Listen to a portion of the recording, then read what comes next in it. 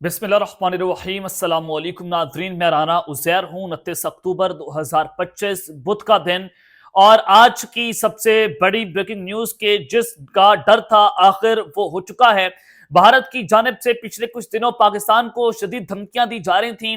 राजनाथ सिंह की जानिब से अपनी कौम से खिताब किया गया और उन्होंने कहा कि आप जंग के लिए तैयार रहें, आपको एक बड़ी जंग में उतरना पड़ेगा। और दूसरी जानिब उनके इंडियन एयर चीफ से लेकर भारतीय वज़ीर-ए-आज़म नरेंद्र मोदी तक सबने पाकिस्तान को जंग के हवाले से धमकियां दे डाली। और दूसरी जानिब भारतीय फौज की जानिब से पाकिस्तानी सरहद के करीब आना, तो ये बहुत कुछ बड़े इंडिकेशन से कि इंडिया पाकिस्तान के खिलाफ एक बड़ी जंग का आगाज करने जा रहा है। आज बिलाखिर वो हो गया है, सीज फायर भारत की जानिब से तोड़ दिया गया है और जंग छिड़ गई है। अब की बार वादिये नीलम वो मैदान जंग बना हुआ है और पाक फौज ने किस तरह से दुश्मन की चौकियों को तबाह कर डाला है और भारतीय फौज वहां से पीछे हटने पर मजबूर हो गई है।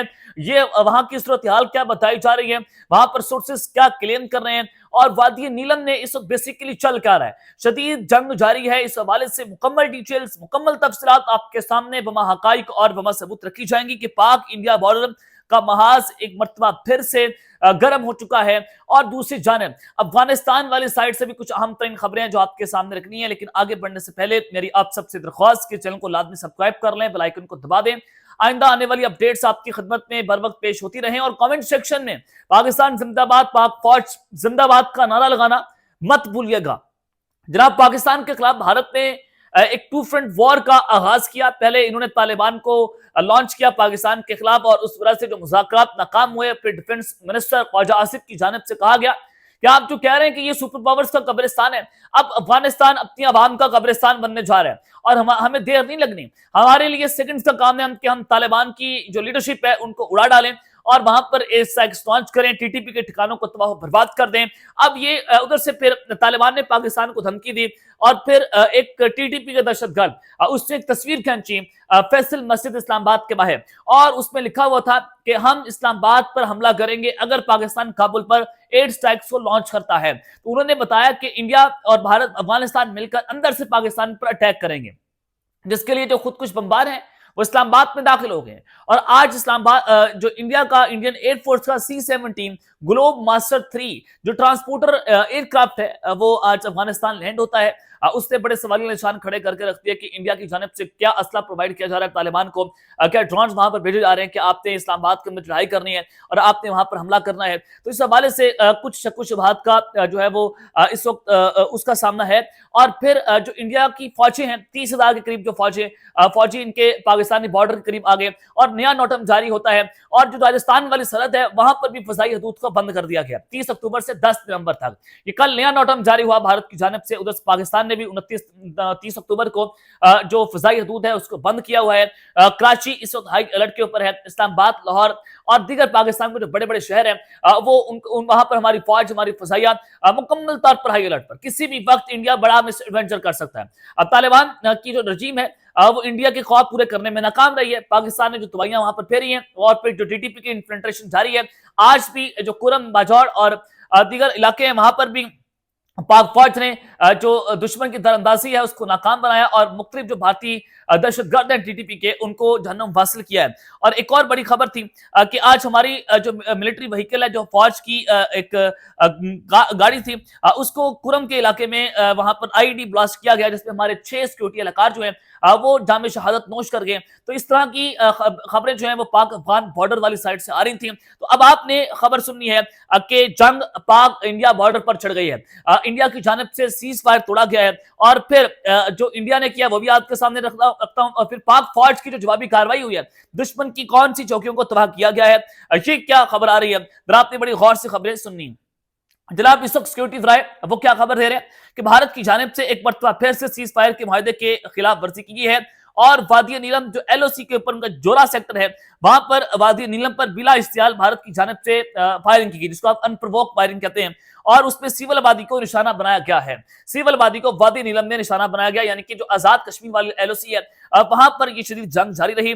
इससे पहले 2-3 दिन पहले गालिबन इंडिया की जानिब से जो वादी लीपा है वहां पर फायरिंग की गई थी। पाक फौज ने उस पर मौसर कार्रवाई की और दुश्मन की जो चौकियां हैं उसको तबाह बर्बाद किया, जिसके बाद दुश्मन जो है वो सफेद झंडा लहराने पर मजबूर हो गया। अब यहां पर दुश्मन से मुराद भारतीय फौज है। और दूसरी जानिब अब जो खबर आ रही है कि पाक फौज ने दुश्मन की बिला इश्तियाल फायरिंग का बर वक्त और मौसर जवाब दिया। ये वादी नीलम की बात कर रहा हूं, जो अब से कुछ देर पहले अटैक होता है इंडिया की जानिब से, जिसके नतीजे में दुश्मन की जो तोपें हैं वो खामोश हो गई हैं।